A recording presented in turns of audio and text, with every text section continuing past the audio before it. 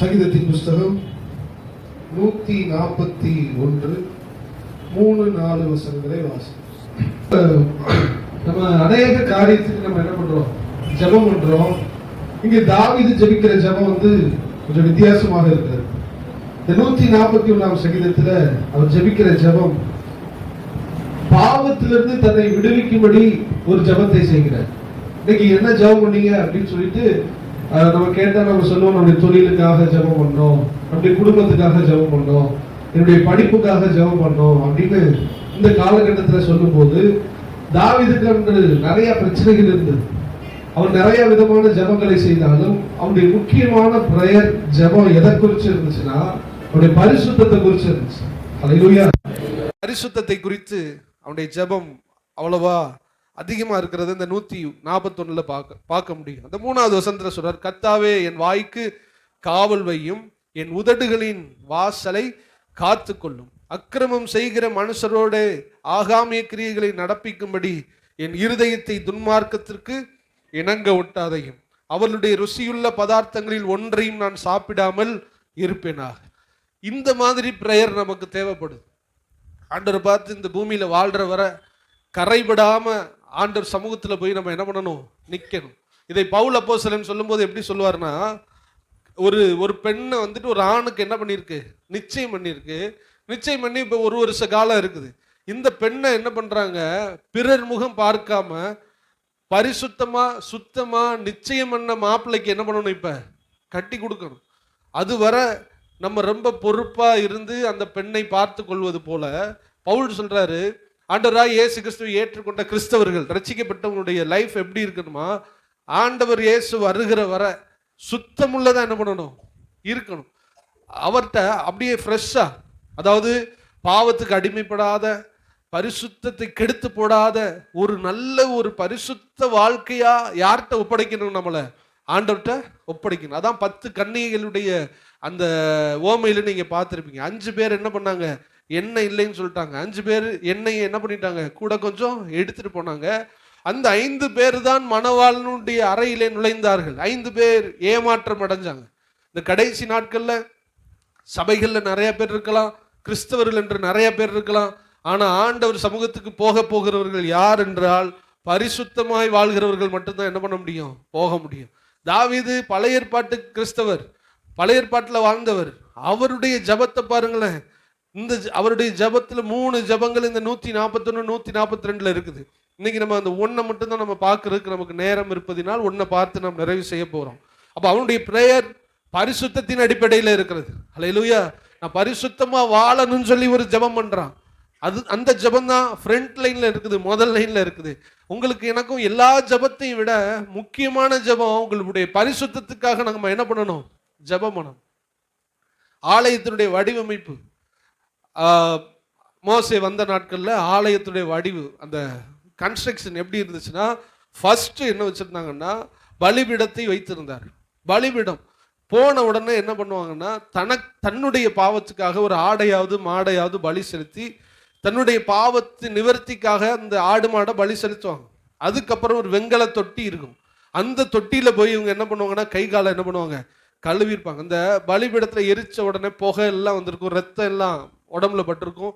கழுவிட்டு அந்த தொட்டி எதுல செய்யப்பட்டதுன்னா பெண்கள் போடுற ஆபரணம், வெண்கல ஆபரணத்துல செய்யப்பட்ட தொட்டி. அதை நல்லா பாலிஷ் பண்ணி முகம் தெரியும் அதுல. அப்ப முகத்தையெல்லாம் நல்லா பார்ப்பாங்க, எது அழுக்கு இருக்குதா, எது தூசி இருக்குதா, எது ரத்தம் இருக்குதான்னு சொல்லிட்டு எல்லாத்தையும் கழுவி சுத்தம் பண்ணதுக்கு அப்புறம் தான் இப்ப ஆலயத்துக்குள்ள என்ன பண்ணுவாங்க? ஆசரிப்பு கூடாரத்துக்குள்ள போவாங்க. உள்ள என்ன இருக்கும்? குத்து விளக்கு, மேஜை, சமூகத்தப்பம், பெட்டி, கிருபாசன பெட்டின்னு ஒவ்வொன்றா உள்ள வச்சிருப்பாங்க. நல்லா கவனிங்க. கிறிஸ்துவ வாழ்க்கையில என்ட்ரன்ஸ், முதல்ல உள்ள போறதுக்கு ஒரு பிரேயரா இருக்கலாம், அல்லது பரலோக ராஜ்யமா இருக்கலாம், உங்க வாழ்க்கையினுடைய ஆசீர்வாதமா இருக்கலாம். ஃப்ரண்ட்ல ஆண்டவர் உன்னை வைக்கிறார், சுத்திகரிப்பு. அல்லேலூயா. இப்போ ஒரு சாப்பிட போனாலும் என்ன பண்றோம்? கையை கழுவிட்டு தான் சாப்பிட்றோம். கல்யாண வீட்டுக்கு போனால், வெளியில எங்க போனாலும் கையை கழுவிட்டு அந்த இலையில தண்ணியை தொளிச்சுட்டு தான் என்ன பண்றோம்? சாப்பிட்றோம். அது மாதிரி நம்ம சுத்தம் இல்லாமல் நம்ம வாழ்க்கையில ஒரு ஆசீர்வாதத்தை என்ன பண்ண முடியாது? வாங்கி கொள்ள முடியாது. அதனாலதான் தாவீது தன்னுடைய ஜபத்துல ஃபர்ஸ்ட் ஜபமா வைக்கிறான், பரிசுத்தத்துக்காக வைக்கிறான். என்னென்ன சொல்றாரு அதுல பாருங்களேன். முதல் எடுத்தோடனே அவர் சொல்ற வார்த்தை, தன்னுடைய வாயை, நாவை ஒப்பு கொடுக்கிறான். பேச்சு எதிலிருந்து, பாவம் எதிலிருந்து முதலாவது ஆரம்பிக்குது? நாவுல இருந்து தான் ஆரம்பிக்குது. கண்களிலையும் நாவுலையும் ரொம்ப ரொம்ப வந்துட்டு கவனமா இருக்கணும். கண்ணுனால நிறைய காட்சிகளை நம்ம பார்த்து பாவம் உள்ளே வருகிறது. நம்முடைய கிருபையும் நம்முடைய பரிசுத்தம் இழக்கிற ஒரு இடம் நம்முடைய நாவு. அல்லேலூயா. ஆதாம் ஏவாளுக்குள்ள இந்த ரெண்டு இருந்துச்சு. கனியை பார்க்க கூடாது, அதை புசிக்க கூடாதுன்னு சொன்னாரு. அதை பார்த்தா. ரெண்டாவது, ரொம்ப பேசிட்டா. என்ன பண்ணிட்டா? ரொம்ப பேசிட்டா.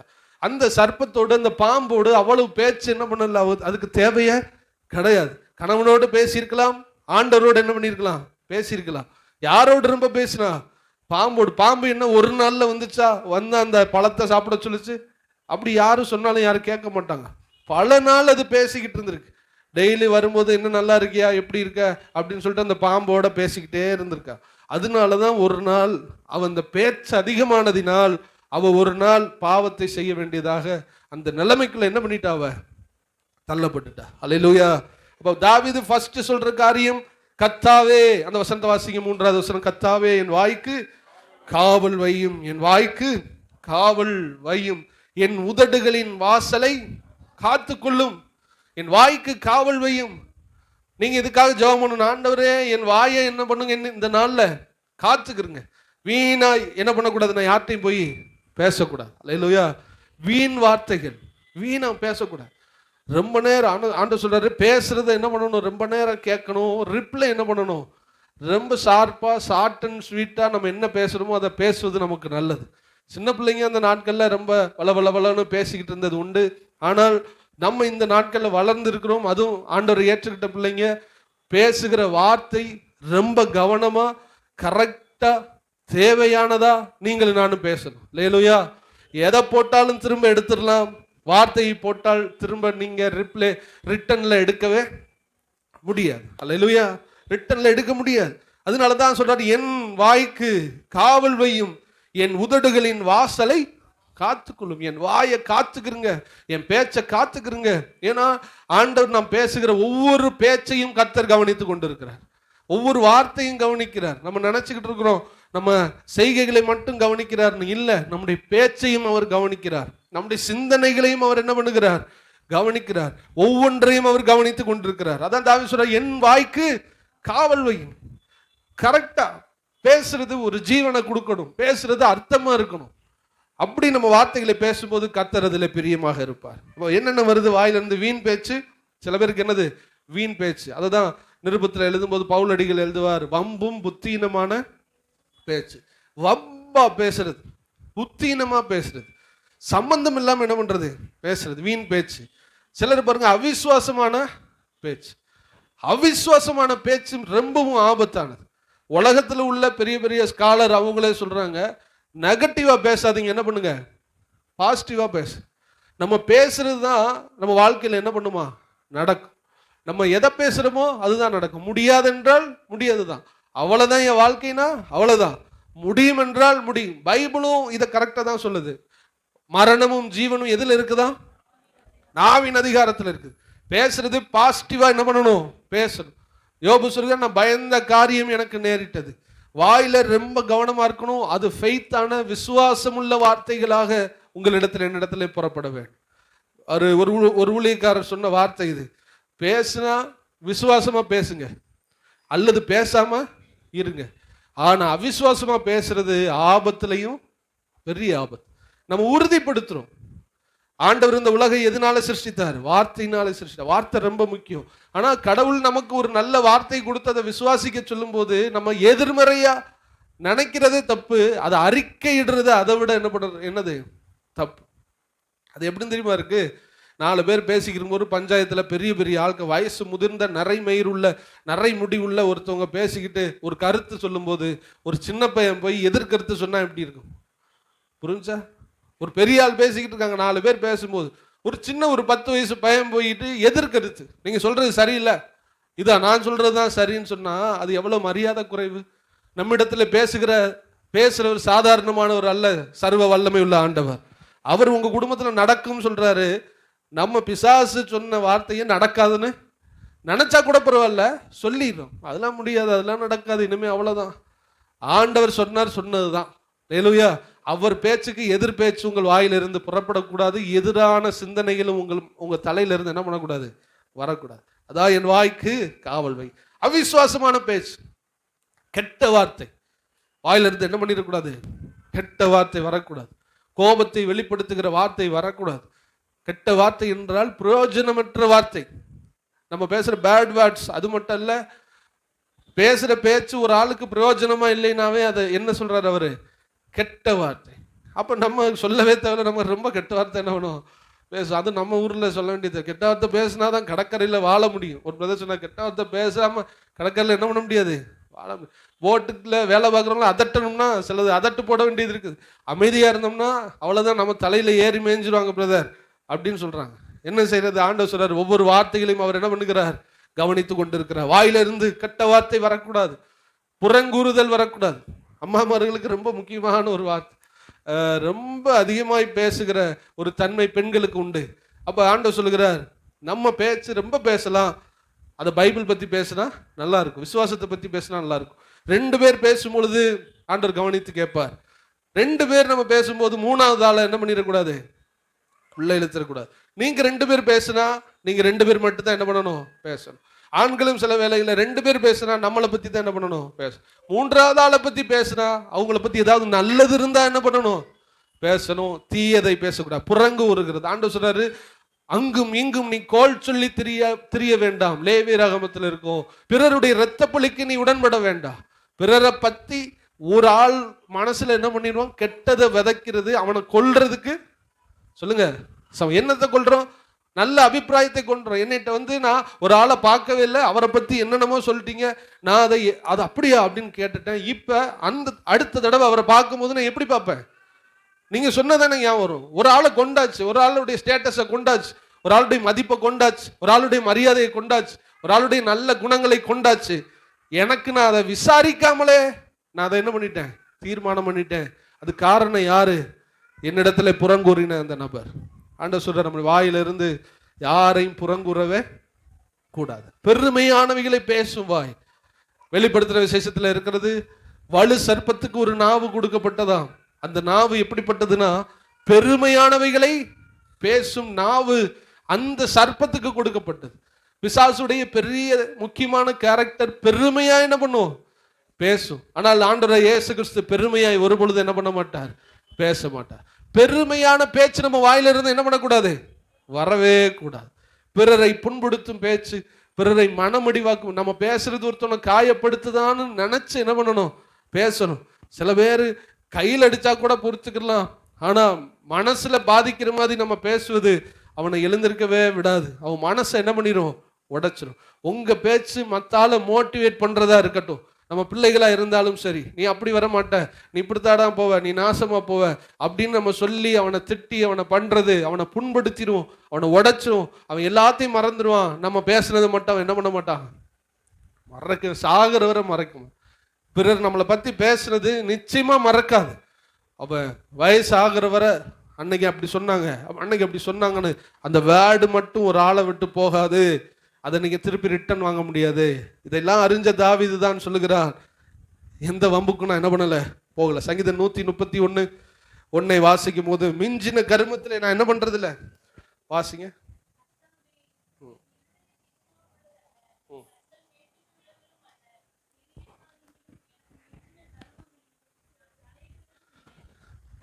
மிஞ்சின கருமங்களிலும் நான், எனக்கு பெரிய காரியம், அதாவது எனக்கு சம்பந்தம் இல்லாத காரியத்துல நான் என்ன பண்ண மாட்டேன், தலையிடவும் மாட்டேன். அங்க போய் நான் பேசவும் மாட்டேன். நான் உண்டு, என் வேலை உண்டு. ஒண்ணு நம்ம ஆண்டவர் பேச சொல்றதை நம்ம என்ன பண்ண மாட்டோம், பேச மாட்டோம். நீங்கள் புறப்பட்டு போய் சகல ஜாதிகளையும் சீசராக்குங்க, பேச மாட்டோமே. மற்றவங்கிட்ட உட்கார்ந்து ஆண்டவரை பத்தி பேசுவோமா, மற்றவங்கிட்ட உட்கார்ந்து வசனத்தை பத்தி பேசுவோமா, பாவ மன்னிப்பை குறித்து பேசுவோமா, நமக்கு அதெல்லாம் வராது. அங்கெல்லாம் வெக்கப்பட்டுருவோம். இதை போய் எப்படி பேசுறது. ஆனா நம்ம தேவையில்லாத என்ன பண்ணுவோம், பேசும். தாவீதுடைய ஜெபத்தை பாருங்கள், என் வாய்க்கு காவல் வையும் என் உதடுகளின் வாசலை பரிசுத்தத்தில். இது முதலாவது படி. 2வது சொல்கிறார், 141:4 வசனத்தை வாசியுங்கள். 141:4.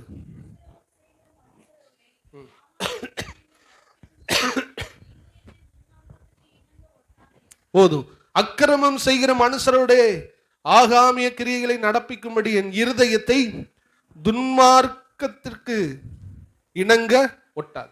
ரெண்டாவது என்ன பிரயோட் பண்றாரு? அக்கிரமம் செய்கிற மனுஷரோட நான் அவனுடைய கிரியைகளை அவன் செய்யறதையே நான் செய்யறதுக்காக நான் அவனோடு கூட உடன்படாதபடிக்கு அப்படின்னு உடன்பட ஒட்டாதேயும் அப்படின்னு சொல்லிட்டு ஆண்டவரை பார்த்து ஒரு ப்ரேயர் பண்றான். எவ்வளவு ஒரு அழகான ஜெபம். ஆண்டவரே, நான் தப்பு செய்யலினாலும் என்னைய தப்பு செய்ய வைக்கிற மனிதர்கள் என்னை சுற்றிலும் என்ன பண்றாங்க? இருக்காங்க. அவங்களோட அவங்க செய்யற பாவத்துக்கு நான் இணங்கிடவே கூடாது. அவன் செய்கிற தீமைக்கு நான் என்ன பண்ணிடக்கூடாது? இணங்கிடக்கூடாது. இதுல இருந்து நீர் என்ன பண்ணும்? காப்பாற்று. ஹல்லேலூயா. நம்முடைய வாழ்க்கையிலையும் அப்படித்தான். நம்ம பரிசுத்தமா இருப்போம். ஆனா ஆண்டவர் நமக்கு எச்சரிக்கிற வார்த்தை, நம்மளை கெடுக்கிற சக்திகள் நம்மளை என்ன பண்ணுது? சுற்றிலும் இருக்கிறது. ஹல்லேலூயா. 2 பாஸ்டர் இருந்தாங்க. சரியான ஃபாஸ்டிங் முடிச்சுட்டு செம்ம பசியில அங்க உள்ள விசுவாசிகள் சொன்னாங்க, இன்னைக்கு எங்க வீட்டுக்கு என்ன பண்ணுங்க, சாப்பிட வாங்க அப்படின்னு சொல்லும்போது, இந்த பாஸ்டர் ஒரு லைட் கலர்ல ஒரு ட்ரெஸ் போட்டிருந்தார். இன்னொரு பாஸ்டர் ஒயிட் சட்டை ஒயிட் பேண்ட் பலன்னு இருந்தார். அதோட கூட்டம் முடிஞ்சது. சாப்பிட போறதுக்காக 2 பேரும் பைக்ல போய் வீட்டு வாசலில் நின்றார்கள். நின்றுக்கு இருக்கும்போது விசேஷித்த பிரசங்கியார் முன்பாக நின்றார். பின்னாடி ஒயிட் அண்ட் ஒயிட் போட்ட பாஸ்டர் என்ன பண்ணாரு? பின்னாடி நின்றார். நின்றுகிட்டு இருக்கும்போது பக்கத்துல சேரி நல்லா கொல்லன்னு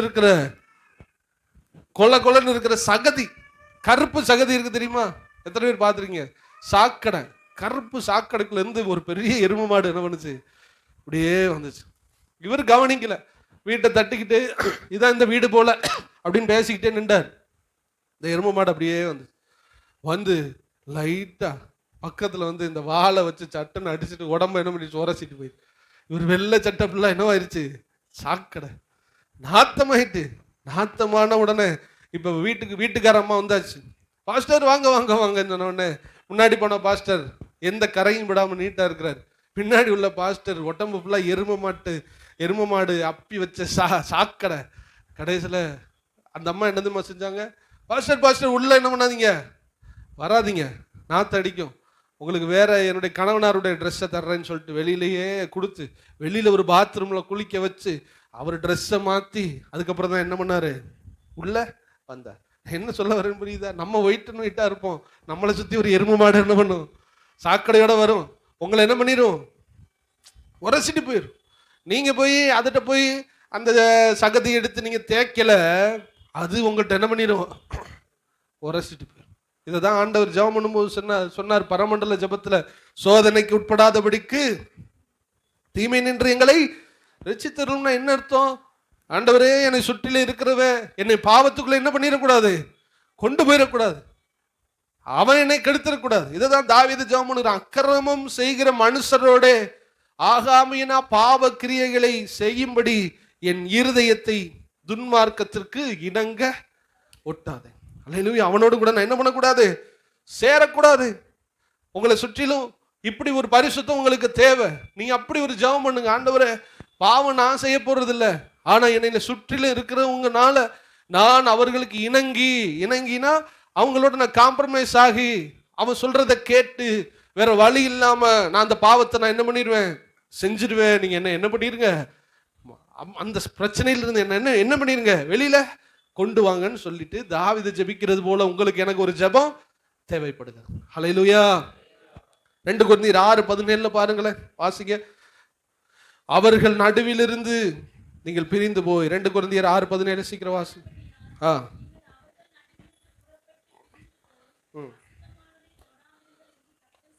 அல்லேலூயா. ஆண்டவர் சொல்றார், நீங்கள் அவர்களிடம் இருந்து பிரிந்து போய் அசுத்தமானதை தொடாது. நீதிக்கும் அநீதிக்கும் சம்பந்தம் ஏது? ஆண்டவர் சொல்றாரு, தேவனுடைய ஆலயத்துக்கும் விக்கிரகங்களுக்கும் சம்பந்தம் ஏது? நான் அவர்களுக்குள்ளே வாசம் பண்ணி அவர்களுக்குள்ளே உலாவி அவர்கள் தேவனாய் இருப்பேன், அவர்கள் என் ஜனமாய் இருப்பார்கள். ஆனபடியால் நீங்கள் அவர்கள் நடுவே இருந்து புறப்பட்டு பிரிந்து போய் அசுத்தமானதை தொடாதிருங்கள், அப்பொழுது நான் உங்களை ஏற்றுக்கொண்டு உங்கள் பிதாவாய் இருப்பேன். ஹல்லேலூயா. அதான் சொல்றாரு, அவிசுவாசிக்கும் விசுவாசிக்கும் சம்பந்தம் ஏது? அநீதிக்கும் நீதிக்கும் சம்பந்தம் ஏது? நீங்கள் அவர்களிடமிருந்து பிரிந்து போய் அசுத்தமானதை தொடாதிருங்கள். நீங்க யாரோட பழகுறீங்கிறது ரொம்ப முக்கியம். நீங்கள் நானும் எதை செஞ்சுக்கிட்டு இருக்கோங்கிறது ரொம்ப ரொம்ப முக்கியம். யாருடைய நம்ம பழக்கம் இருக்கிறது, யாரோட நம்ம கனெக்ஷன் இருக்கிறது, யாரோடு கூட நாம் தொடர்பு கொண்டு இருக்கிறோம், அதை விட்டு நம்ம வெளியில வர வேண்டும் என்று கர்த்தர் விரும்புகிறார். ஹல்லேலூயா. அவைகளை விட்டு நீங்கள் வெளியே வாருங்கள், அப்பொழுது நான் உங்கள் தேவனாக இருப்பேன்.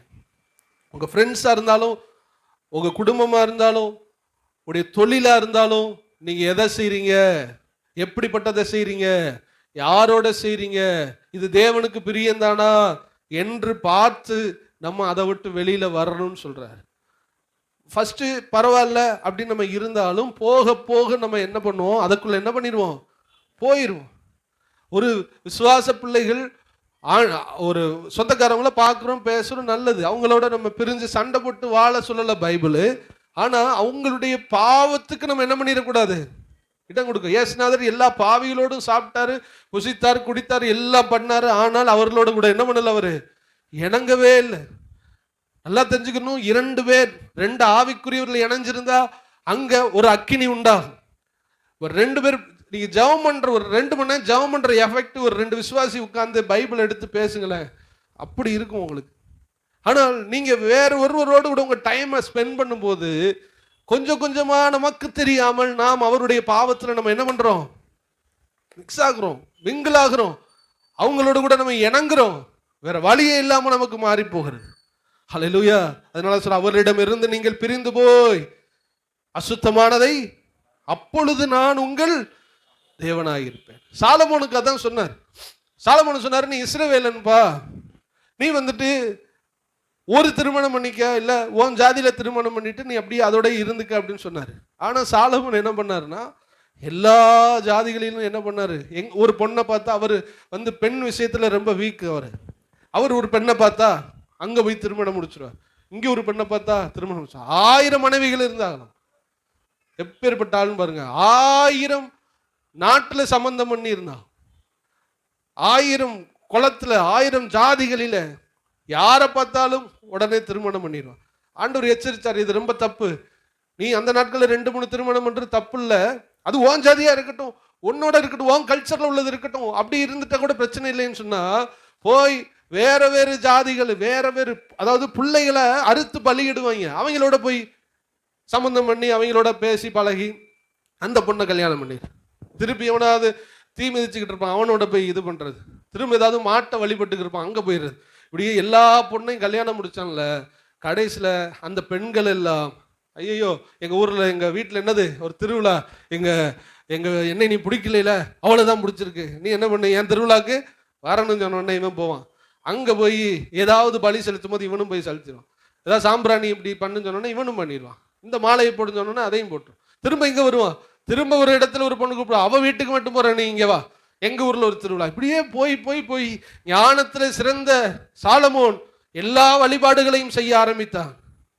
எப்படி வந்துச்சு, ஃபர்ஸ்ட் லைட்டா அந்த ஒரு பொண்ணை பார்த்திருப்பான், அப்புறம் கல்யாணம் முடிக்க நினைச்சிருப்பான். இப்ப அவனுடைய எல்லாத்தையும் செய்யற இடத்துக்கு யார் வந்துட்டா, சாலமோன் வந்துட்டா. இதைதான் தாவீது செய்யவே இல்லை. அழகா அவங்க அப்பா தான் தாவீது, வயசாகி போயிடுச்சு, வயசான காலத்துல பிறக்கிற எல்லாம் மண்டையில கொட்டி அவன் ஒரு வழி பண்ணியிருப்பான். தாவீது தான் வளர்ந்த அளவுக்கு தன்னுடைய பிள்ளைகளை வளர்க்க அவன் முயற்சி செய்யவில்லை. தாவீது இங்க அழகா ஜெபம் பண்றானே, நான் வந்துட்டு அந்த மாதிரி யாரோட இணங்கிடக்கூடாது ஆண்டவரே என்னை காப்பாத்துன்னு ஜெபம் பண்றான். ஆனா அவன் மகன் இன்டைரக்டா அதே பாவத்தை செய்து விட்டான். ஹல்லேலூயா. அதனால நீங்க யாரோட பழகுறீங்க, பேசுறீங்க, எல்லாம் ரொம்ப முக்கியம். உங்களோட ஒருத்தவங்க இணைஞ்சா அது நம்முடைய தேவனோட நீங்க அவரை இணைச்சிட்டா உங்களுக்கு நல்லது. மற்றவர்களோட நீங்க இணைஞ்சிட்டா அவங்க அவங்க பாணியில, அவங்க பாவத்துல, அவங்களுடைய பாவ காரியத்துல நீங்க என்ன பண்ணிடக்கூடாது, இணங்கி போயிடக்கூடாது. கர்த்தர் அதை விரும்பவே இல்லை. இது நமக்கு பெரிய ஆபத்திலையும் பெரிய ஆபத்து. ஹல்லேலூயா. 2 நண்பர்கள் இருந்தாரு, 2 பேர் நல்ல க்ளோஸ் ஃப்ரெண்ட். ஒருத்தன் என்ன பண்ணுவான், திடீர்னு ஒரு நாள் நான் கிரிக்கெட் விளையாட போறேன், எனக்கு புதுசாக ஃப்ரெண்ட்ஸ்லாம் இருக்காங்க, நாங்கள் போகிறேன்னு சொன்னேன். இவன் கொஞ்சம் வருத்தமாயிடுச்சு. அந்த நாட்களில் ஒரு ஃப்ரெண்டு வந்து தன்னோட தான் இருக்கணும் அப்படின்னு நினைப்பாங்க, வேற ஃப்ரெண்டு சொன்னால் கோச்சுக்குருவாங்க சின்ன வயசில். அதோட முதல்ல அவனுக்கு கோச்சுக்கிட்டான். சரி போடா நானும் வேணா வர்றேன் அப்படின்னு சொன்னா. சரி போனா கிரிக்கெட் விளையாண்டுக்கிட்டு இருந்தாங்க. கிரிக்கெட் விளையாண்டுக்கிட்டு இருந்த உங்களுடைய பழக்க வழக்கத்தை எல்லாம் இவன் பார்க்குறான். வித்தியாசமா என்ன பண்றாங்க இருக்கிறாங்க. நண்பன் சொன்னா, டே நண்பா, நானும் ஃப்ரெண்டா, நல்ல ஃப்ரெண்டா இருந்தோம், இப்படிலாம் நம்ம இல்லை, கொஞ்சம் டீசெண்டாக இருந்தோம், கொஞ்சம் பக்தியாக இருந்தோம், கிறிஸ்தவத்துக்குள்ள இருந்தோம். நான் நீ பிடிச்சிருக்கிற இப்போ பிடிச்சிருக்கிற ஃப்ரெண்டு அப்படிலாம் இல்லை, கொஞ்சம் கவனமா இருன்னு சொன்னா. ரெண்டாவது, ஒரு நாள் படத்துக்கு போறேன்னு சொன்னான். எங்கடா போற? படத்துக்கு போற. யாரோட போற? அந்த ஃப்ரெண்ட்ஸோட போறேன். டே போகாத, நீனு வர்றியான்னு கேட்டல. நான் வர முடியாது, நீ பண்றது தப்பு அப்படின்னு சொன்னான். அப்புறம் நிறைய செலவழிக்க ஆரம்பிச்சான் அந்த ஃப்ரெண்டு. இவன் கேட்டான், எங்க இருந்து அவனுக்கு காசு வருது? டே அப்பா அம்மாட்ட இருந்து என்ன பண்ணிட்டேன், திருட ஆரம்பிச்சிட்டேன். அப்ப பழக்கம் மாற மாற விளையாட போனான். நல்லா கவனிக்கணும், கிரிக்கெட் விளையாட போனா, அப்புறம் என்ன பண்ணா, தியேட்டருக்கு போனா, அப்புறம் திருட ஆரம்பிச்சிட்டான் வீட்டுல. ஒரு நாள் தன் நண்பனை காணணும் இவன் தேடி போகும்போது ஒரு மரத்தடியில நிறைய பேர் குடிச்சுக்கிட்டு சிகரெட் அடிச்சுக்கிட்டு தண்ணி அடிச்சுக்கிட்டு இருக்கும்போது யாருன்னு பார்த்தா இவனுடைய நண்பன் அங்க உட்கார்ந்தார். வந்து எச்சரித்தான், நீ இப்படிலாம் பண்ணாத அப்படின்னு சொல்லிட்டு ரொம்ப அவனை எச்சரித்தான். ஒரு நாள் ஒரு போலீஸ் வந்து ஒரு குரூப்பா ஒரு கேங்கை பிடிச்சிட்டு போயிடுச்சு. யார் உள்ள இருக்கான்னு பார்த்தா எல்லாரும் ட்ரக்ஸ் போதைக்கு அடிமையாக இருந்த சிறுவர்களை ஃபுல்லா அரெஸ்ட் பண்ணிட்டு போகும்போது இவன் நேசித்த அந்த நண்பனும் என்ன பண்ணிட்டான், உள்ள மாட்டிக்கிட்டான். உள்ள மாட்டினதுக்கு அப்புறம் அவங்க அம்மா அப்பாட்ட வந்து இவனை ஒப்படைச்சு கண்டித்து பின்னாடி அவன் உணர்ந்து இருந்தான் என்று சொல்லி ஒரு சிறு கதை இருக்கிறது. ஃபர்ஸ்ட் எப்படிப்பட்ட ஒரு சின்ன லிங்க் எங்க கொண்டு போய் நிறுத்துது. அது ஒரு சின்ன கதை மட்டும் நினைச்சிடக்கூடாது. நம்ம வாழ்க்கையிலையும் சின்ன சின்னதா எதுக்கு இடம் கொடுக்கிறோமோ அது எல்லாம் நம்ம எங்க கொண்டு போய் நிறுத்தும், பெரிய பாவத்துக்கு கொண்டு போய் நிறுத்தும். அதனாலதான் தாவீது சொல்லுகிறான், என்னை அவர்களோடு கூட இணங்க ஒட்டாதே. கரங்களை வைத்துறாள் இல்லையா சொல்லுங்களேன். பைபிளுக்கு விரோதமாய் ஆண்டவருக்கு பிரியமில்லாத எந்த காரியத்துக்கும் நீங்க கொஞ்சம் சிறிதளவு கூட நீங்க ஸ்டார்ட் அப் பண்ணக்கூடாது. அதுக்கு நீங்க ஒத்துக்கிறவும் கூடாது. அப்படிப்பட்டவங்களோட நீங்க சேரவும் கூடாது. அல்லேலூயா. ஒருத்தர் அப்படிதான், அவங்க இவர் ரட்சிக்கப்பட்டாரு, ஞானஸ்தானம் எடுக்கல, அவங்க அப்பா அம்மாவை ஆண்டவர்களை கொண்டு வரணும். அப்ப இவர் ஞானஸ்தானம் எடுக்கல. இவர் சொன்ன வார்த்தை, எங்க அப்பா அம்மாவெல்லாம் நான் கொண்டு வந்துட்டு தான் நான் ஞானஸ்தானம் எடுப்பேன் அப்படின்னு சொல்லும்போது ஆண்டவர் காமிச்சாரா, குழிக்குள்ள இவங்க அப்பா அம்மா இருக்காங்களா, இவரும் குழிக்குள்ள என்ன பண்றாராம் இருக்கார். அப்ப ஆண்டவர் பேசின வார்த்தை, நீ வெளியே வராமல் உன்னுடைய குடும்பத்தாரை என்ன பண்ண முடியாது, கொண்டு வர முடியாது. நல்லா கவனிங்க. நம்ம ஃப்ரெண்டுன்னு குடும்பம்னு சில விஷயத்துக்கு இணங்கி போறோம்ல, இணங்கி போறதுனால அவங்களை ஆண்டவருக்குள்ள என்ன பண்ண முடியாது. நீங்க பிரிஞ்சு வந்தா தான் ஆண்டவருக்குள்ள கொண்டு போக முடியும். ஜெயில இருந்து விடுதலையான ஒருத்தவன் தான் ஜெயில இருக்கிற ஒருத்தவனை விடுதலையாக்க முடியும். நீங்கள் நானும் ஒரு விஷயத்துல காம்ப்ரமைஸ் ஆகி மற்றவங்க செய்யறதெல்லாம் செஞ்சு வாழ்ந்து அப்படி அவங்களை ஆதாயப்படுத்தணும்னு நினைச்சா கூண்டோட குழியில என்ன பண்ண வேண்டியதான், இறங்க. நம்ம ஃபர்ஸ்ட் வெளியில வந்து வேறு விதமாய் வாழ்ந்து காமிக்கும் போதுதான் கொஞ்ச நாள் நம்ம மேல பகை இருக்கும். நம்ம பிரிந்து வாழ்ந்து காமிச்சதுக்கு அப்புறம் தான் நாம் எந்த தெய்வத்தை ஏற்றுக்கொண்டோமோ அதே இடத்திற்கு அவர்களும் கடந்து வருவார்கள். நீங்க காம்ப்ரமைஸ் ஆனா நீங்க அந்த இடத்துக்கு நீங்க கொண்டு வர முடியாது. நம்ம தான் அவங்களோட போவோமே ஒழிய அவங்க நம்மளோட வரப்போறது கிடையாது. அல்லேலூயா. அதான் ஒரு அடிமையை இன்னொரு அடிமையை என்ன பண்ண முடியாது, விடுதலையாக்க முடியாது. அப்ப பாவத்தை விட்டு நம்ம விலகுவதற்கு ஆண்டவர் இடத்துல நாம் ஜெபிக்க வேண்டும். நல்லா கவனிங்க, ஆண்டவர் இன்னும் சென்சிட்டிவா கொண்டு போறாரு இந்த விஷயத்த. குடும்பத்துல நான் சொல்றது தொழிலோ படிப்போ, ஆண்டவர் பிரியமில்லாத படிப்பு. இப்போ ஏஐன்னு ஒன்று டெக்னாலஜி போய்கிட்டு இருக்கு. இன்னுமே அதுக்கு தான் வந்துட்டு ரொம்ப வேல்யூ கூட போகுது. கப்பலுக்கு போகிறதோ பெரிய ஏர்ஃபோர்ஸில் வேலை பார்க்குற சம்பளத்தை விட இந்த ஏஐயுடைய டெக்னாலஜி கூட போகுது. இப்போ பிள்ளைகள்லாம் ஏஐ படிக்கவங்கன்னா அடுத்து ஒரு கூட்டம் போகும். அதுவும் நம்ம ஊருக்கு சொல்லவே தேவையில்லை. எவன் எதை படிக்கிறானோ மொத்தமாக போய் அதை படித்து அந்த படிப்பை காலி பண்ணிட்டு அடுத்து வீட்டுக்கு வந்துடும். ஒரு ஸ்கூலு பிரபலமாக இருக்குன்னா இங்கேருந்து எங்கே வர போவாங்க, ஈரோடு எங்க இமாலய பிரதேசத்தில் இருந்தாலும் அந்த ஸ்கூல்ல போய் என்ன பண்ணிடும், நம்ம சேர்த்துரும். இப்போ ஏஐன்னு ஒன்று கிளம்பிக்கிட்டு இருக்குது. இந்த ஏஐ டெக்னாலஜி ரொம்ப ஆபத்தான டெக்னாலஜி, பைபிளுக்கு விரோதமானது, அந்த கிறிஸ்துடைய ஆட்சியினுடைய அடித்தளம். இங்க ஒரு கிறிஸ்தவன் எதை ப்ரூவ் பண்ண போறோம்? இல்ல ஆண்டருக்கு விரோதமானது நான் சேர்க்க மாட்டேன்னு சொல்லுவோமா? அதெல்லாம் நம்ம யோசிச்சு பார்க்கணும். அப்ப ஆண்டருக்கு விரோதமான படிப்பு, ஆண்டருக்கு விரோதமான தொழில், ஆண்டவருக்கு விரோதமான நட்பு, ஆண்டவருக்கு விரோதமான வேலை, எதுவா இருந்தாலும் அது அதிக லாபமா இருந்தாலும் பவுல் சொல்றான், லாபமான அனைத்தையும் நஷ்டம் என்று விட்டேன், குப்பையும் என்று எண்ணினேன். அதை நீங்க விடும் பொழுது அதை விட அதிகமாக கர்த்தர் உங்களை ஆசீர்வதிக்க உண்மையுள்ளவராக இருக்கு. ஹல்லேலூயா. கொஞ்சத்தில் உண்மை உள்ளவர்களை அநேகத்தில் கர்த்தர் ஆசீர்வாதமாய் மாற்றுவார். கொஞ்சம் வருமானமா இருந்தால் அது கர்த்தர் தருகிற வருமானமா இருந்தா கர்த்தர் உங்களை ஆசீர்வதிப்பார். ரொம்ப சென்சிட்டிவா அதுல ஆண்டவர் இருக்கிறார். இங்கே ஒரு வசனத்தை உங்களுக்கு காமிக்க விரும்புறேன். உங்க குடும்பத்திலேயே தேவனுக்கு விரோதமாய் ஒருத்தவங்க செயல்பட்டு வந்தால் அவங்களுடைய பாவத்துக்கு நீங்களும் நானும் உடன்படவே கூடாது என்று ஆண்டவர் சொல்லுகிறார். யாக்கோபுக்கு பிள்ளைகள் இருந்தார். யாக்கோபு பிள்ளைகள்ல ஒருத்தி பேர் தீனாள், நமக்கு எல்லாரும் தெரிஞ்சதுதான். இந்த தீனாள் ஒரு கட்டுப்பாடோடு கூட யாக்கோபு குடும்பம் வளர்க்கப்பட்டது. ஒவ்வொரு ஏரியாவுக்கு போகும்போது அவன் வேலையை பார்த்துட்டு நெக்ஸ்ட் ஆண்டவர் எங்க டென்ட் எடுத்து கொண்டு போக சொல்றாரோ அங்க போயிடும். இப்படி இவங்க போகும்போது சீகேம் என்கிற ஒரு ராஜா தங்கி இருக்கிற அந்த பட்டணம் வரும்போது இந்த தீனாள் அங்க உள்ள ஃப்ரெண்ட்ஸ் என்ன பண்ணிட்டாவ கவனிங்களே, அங்க உள்ள ஃப்ரெண்ட்ஷிப் வச்ச ஆரம்பிச்சிட்டா. காரணம் வீட்டில் என்னது பொம்பளை பிள்ளை கிடையாது, அண்ணன்மாரு ஃபுல்லா. அவங்க ஃபுல்லா கபடியும் கிரிக்கெட்டும் ரஸ்லிங் விளையாடுவாங்க. இவன் என்ன விளையாடுவா, பானை சட்டி வச்சுக்கிட்டு உருட்டிக்கிட்டே எவ்வளவு நாள் கடந்திருப்பா. பாவாடை சட்டையை போட்டுட்டு பானை சட்டியை வச்சுக்கிட்டு சமைக்கிற விளையாட்டு விளையாண்டுக்கிட்டு அம்மாட்ட போனால் அம்மாட்டை விளையாட முடியாது. அப்படிப்பட்ட ஒத்தை சத்தியமா மாட்டிக்கிட்ட ஒரு பொம்பளை பிள்ளை ஊர் வருது. அந்த ஊர்ல நிறைய வாலிப பிள்ளைங்க நடமாடுது. போய் அவங்களோட இப்ப பேச ஆரம்பிச்சிட்டா, பழக ஆரம்பிச்சிட்டா. வெளியில இப்ப அவங்க என்ன சொல்றாங்க, பெரிய பெரிய திருவிழா வரும்போது வந்து கூப்பிட ஆரம்பிச்சிட்டாங்க. இந்த ஃப்ரெண்டில் வந்து வீட்டுக்கு வந்து கூப்பிடாங்க.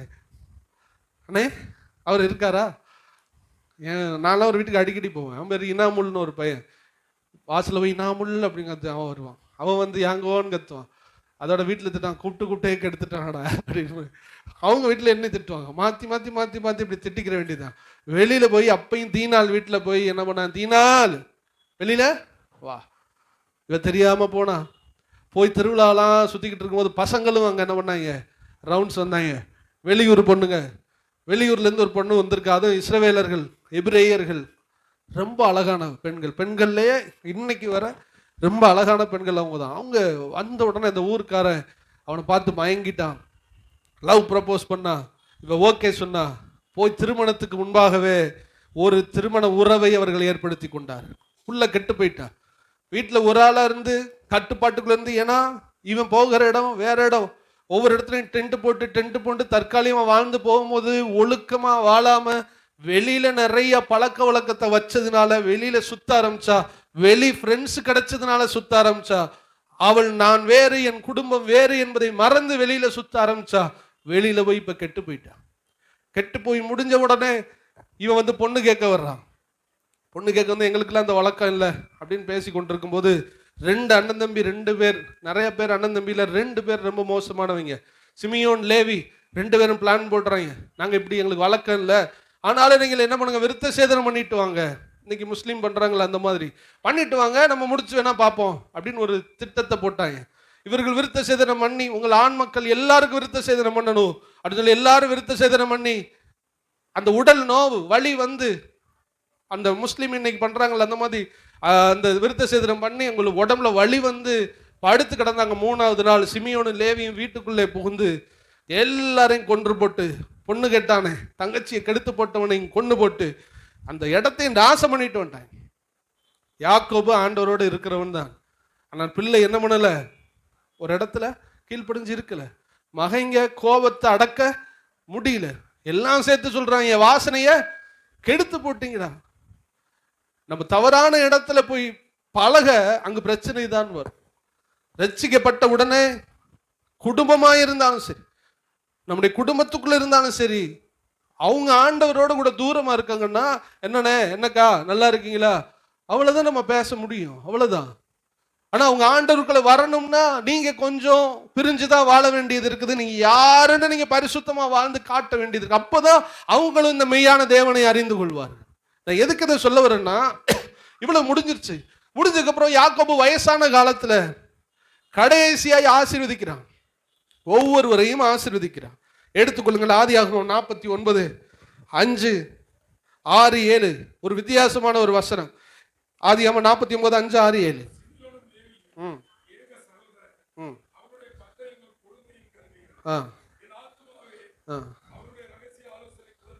ஆ ம்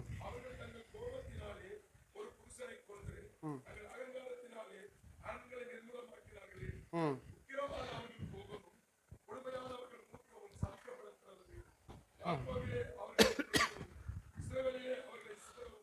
பாருங்க, ஒவ்வொரு மகனா ஆசீர்வதிச்சுட்டு வரும்போது இந்த 2 பேரையும் ஒன்னா ஆசீர்வதிக்கல. இதுக்கு பேரு ஆசீர்வாதமா? 2 பையில வர்றான். வரும்போது இவங்களை பத்தி ப்ராஃபட்டிக்கலா எதிர்காலத்தில் என்ன நடக்க போகுதுன்னு சொல்றான். சிமியோனும் லேவியும் ஏக சகோதரர்கள், ட்வின் பிரதர்ஸ் போல இருக்கிறவங்க, அவர்களுடைய பட்டயங்கள் கொடுமையின் கருவிகள். கொலகார பயில யாரோட பழகுறிய? கொலகார, கோவக்கார, அடிதடி, அப்படி எல்லா பழக்க வழக்கங்களும் மாற வேண்டும். இது யாரு சொல்றா? பெத்த மகன் கொலகாரனா இருக்கான்னு அப்பா சொல்றாரு, இவனோட சேராதடா. என் மகனே, என் மகன் கொலகாரனா இருந்தாலும் பரவாயில்ல, அப்படியா சொல்றான்? நான் தான் சொல்றேன், பரிசுத்தத்துல உடன்பாடு கிடையாது. பரிசுத்தம்னு வந்துட்டா பிள்ளைகளே பாவம் செஞ்சாலும் அவங்களுக்கு நீங்க என்ன பண்ணக்கூடாது? உடன்படக்கூடாது. அதற்கு எடுத்துக்காட்டு யாக்கோபு. யாக்கோபு மகன் 2 பேரு கொடுமையின் கருவிகள். சண்டைக்காரன், கோபக்காரன், வெட்டு குத்து. என் ஆத்மாவே, அவருடைய ரகசிய ஆலோசனைக்கு அவனை பத்தி நமக்கு தெரியாது. அவன் உள்ள நிறைய என்ன பண்ணுவான்? பிளான் போடுவான். நல்லா கவனிங்க. நீங்க வெளியில ஒரு சில ஃப்ரெண்ட்ஸ் பிடிச்சிருப்பீங்க, வெளியில பழகிக்கிட்டு இருப்பீங்க, எல்லாம் ஓகே நினைச்சுக்கிருப்பீங்க. ஆனா உள்ள அவன் போடுற பிளான் என்ன பண்ணாது உங்களுக்கு தெரியாது. உங்களுக்குள்ள இருக்கிற ஆவி வேற, அவங்களுக்குள்ள இருக்கிற ஆவி வேற. அவன் கொடுமையின் கருவிகள். அவருடைய ரகசிய ஆலோசனைக்கு உடன்படாதே. அல்லேலூயா. அடுத்து சொல்றாரு, என் மேன்மையே அவர்கள் கூட்டத்தில் சேராது. அவங்க கூட்டத்தில் சேர்ந்தா நம்முடைய மேன்மை என்ன ஆயிரும்? நம்மளை விட்டு போயிடும். அல்லேலூயா.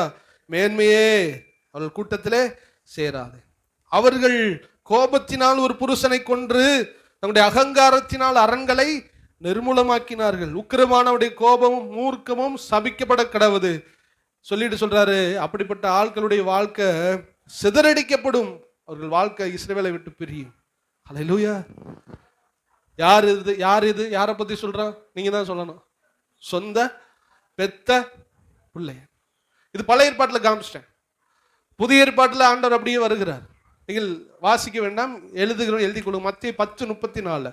சமாதானத்தை அல்ல பட்டயத்தையே அனுப்ப வந்தேன். எது நிமித்தம்? என்னுடைய நாமத்து நிமித்தம். தகப்பன் மகனுக்கு விரோதமாகவும், நல்ல கவனிக்க, தகப்பன் மகனுக்கு விரோதமாகவும், மகள் தாய்க்கு விரோதமாகவும், மருமகள் மாமிக்கு விரோதமாகவும் ஒவ்வொரு குடும்பத்திலையும் பிரிந்திருப்பார்கள். அவன் சத்துருக்கள் அவன் விட்டார். இது என்ன சத்துரு? சண்டைக்காரங்களா இருந்து சோறு கொடுக்காம இருக்கிற சத்துருவா? இல்ல. நீங்க சபைக்கு போவீங்க, அவங்க சபைக்கு போக மாட்டாங்க. அங்கதான் பகை உண்டாகும். அவங்க சில இடத்துல பொய் சொல்ல வேண்டிய இடம் இருக்கும், நீங்க அந்த இடத்துல பொய் சொல்ல மாட்டீங்க. சில இடத்துல தவறு அவங்க நடக்க வேண்டியது இருக்கும், நீங்க நடக்க மாட்டீங்க. இதுல ஒரு சண்டையை நம்ம என்ன பண்ணணும்? ஆண்டவர் சொல்ற, இதுல ஒரு பிரிவினை உண்டாகுது. அதை தான் நான் என்ன பண்ணேன்? அனுப்ப வந்தேன். உண்மைக்குமே ரட்சிக்கப்பட்டவங்களுடைய அடையாளம் நம்முடைய குடும்பம் நம்மை பகைக்க வேண்டும். ஹல்லேலூயா. பகைக்கணும். சபைக்கு போயிட்டான்னு சொல்லிட்டு நம்மளை பகைச்சு ஒரு பிரிஞ்சு காமிச்சாதான் அதே ஆள் நம்முடைய சபையில வந்து உட்காரும். ஆண்டவர்களை கொண்டு வர முடியும். ஆண்டு சொல்ல, உன் குடும்பத்துக்குள்ள பட்டயத்தை நான் என்ன பண்ணுவேன்? அனுப்புவேன். மாமிக்கும் மருமகளுக்கு சண்டை. என்ன சண்டை? பாத்திரம் வழுக்கல, தூங்கிட்ட, சமைக்க மாட்டுக்க சண்டையா? இல்ல, சபைக்கு போற சண்டை, பைபிள் படிக்கிற சண்டை. என்ன எப்ப பார்த்தாலும் பைபிள் படிக்கிற, இப்ப பார்த்தாலும் அந்த அல்லேலியா கூட்டத்துக்கு போயிட்ட, இந்த சண்டை வரணும் குடும்பத்துக்குள்ள. மற்ற பணிவிடை செய்யறதுல எல்லாம் நீங்க சமாதானமா இருக்கணும். ஆனா ஆண்டவர் விஷயத்துல என்ன பண்ணக்கூடாது? காம்ப்ரமைஸ் ஆகக்கூடாது. ஹல்லேலூயா. இயேசு சொன்னார், எனக்கு, அதாவது அவருக்கு பிரியமில்லாத வாழ்வு வாழ்ற, அவரை பிரிந்து வாழ்கிற, பாவத்தில் வாழ்கிற யாரா இருந்தாலும், அது நம்ம குடும்பமா இருந்தாலும், அது நம்முடைய பிள்ளைகளாக இருந்தாலும், நம்முடைய இருதயம் அவங்கள விட ஆண்டவரையே முன்னிலைப்படுத்த வேண்டும். ஹல்லேலூயா. இப்படி இருக்கும்போது கர்த்தர் அவங்களையும் நமக்குள்ள ஆண்டவர்களை கொண்டு வர கர்த்தர் உண்மையுள்ளவராக இருக்கிறார். கரங்களை வைத்து ஹல்லேலூயா சொல்லுங்களேன். இன்னைக்கு ஆண்டவர் இந்த ஜெபத்தை ஏறெடுக்கும்படி கர்த்தர் விரும்புகிறார். இன்னைக்கு நம்ம எல்லாம் ஜெபிக்க போறோம். ஆண்டவரே, எனக்குள்ள இப்படிப்பட்ட ஒரு வைராக்கியத்தை என்ன பண்ணும்? என் வாய்க்கு காவல். இனி தவறான பழக்க வழக்கம், தவறான காரியங்கள், தவறான நண்பர்கள், தவறான சூழ்நிலைகள்ல நான் இணங்கி என்ன பண்ண மாட்டேன், போக மாட்டேன். என்னுடைய சொந்த குடும்பமா இருந்தாலும் அவங்க செய்யற பாவத்துக்கு நான் எதிர்த்து நிற்பேன். நல்லா கவனிங்க, அவங்களுக்கு எதிர்த்து நின்றாதீங்க, அவங்கள நீங்க அன்பு செலுத்தணும். அவங்க செய்யற பாவத்துக்கு என்ன பண்ணணும், எதிர்த்து நிக்கணும், சொல்லணும். சின்ன வயசா இருந்தாலும் நீங்க என்ன பண்ணணும், பேசணும். யோசேப்பு வீட்டிலேயே கடைசிக்கு முந்தினவன். அவன் அண்ணன்மார ஆடுல மேய்க்கும் போது நிறைய திருட்டுத்தனம் பண்ணும்போது நேரம் வந்து அடிச்சிட்டான். யார்கிட்ட வந்து சொன்னான், அண்ணன்மாரில் என்ன பண்றான், திருடுறான். நேரம் சொல்லிட்டான். ஏன் யோசேப்பு ஏன் சொன்னா, யோசேப்பு அந்த பாவத்துக்கு இணங்குவதற்கு அவனுக்கு சம்மதம் இல்லை. அதே யோசேப்பு எகிப்துல அண்ணன்மார் குடும்பத்தை எல்லாம் கொண்டு வந்து சேர்த்து உயிரை காப்பாத்திட்டான். அன்னைக்கு மட்டும் அந்த திருட்டு பயலோட இந்த திருட்டு பயலும் சேர்ந்திருந்தா எல்லா பயலும் பஞ்சத்திலேயே எங்க சாக வேண்டியதான், அங்கேயே சாக வேண்டியதான். அன்னைக்கு வாழ்ந்து காமிச்சான், வெளியில வந்தா ஊருக்கே சோறு போட்டான், குடும்பத்துக்கும் ஜீவனை தந்தான். நீங்க வெளியில வந்தா தான் உங்க குடும்பம் வரும். நீங்க இதுக்குள்ளேயே இருப்போம், இப்படியே நாங்க இருப்போம், இதெல்லாம் விட்டு விலக மாட்டோம், நாங்க இது மாதிரியே ஒத்துதான் வாழ்வோன்னு வாழ்ந்தோம்னா நம்மளும் போக மாட்டோம், மற்றவங்களையும் கொண்டு போவோம். நீங்க ஆண்டவரை பார்த்து சொல்லணும், ஆண்டவரே வாழ்ந்தா சுத்தமா உங்களுக்காக நான் என்ன பண்ணணும், வாழ. எரிகிற தீக்குச்சியா எரிந்து மற்றவர்களையும் உங்களுக்குள்ள நான் என்ன பண்ணணும், கொண்டு.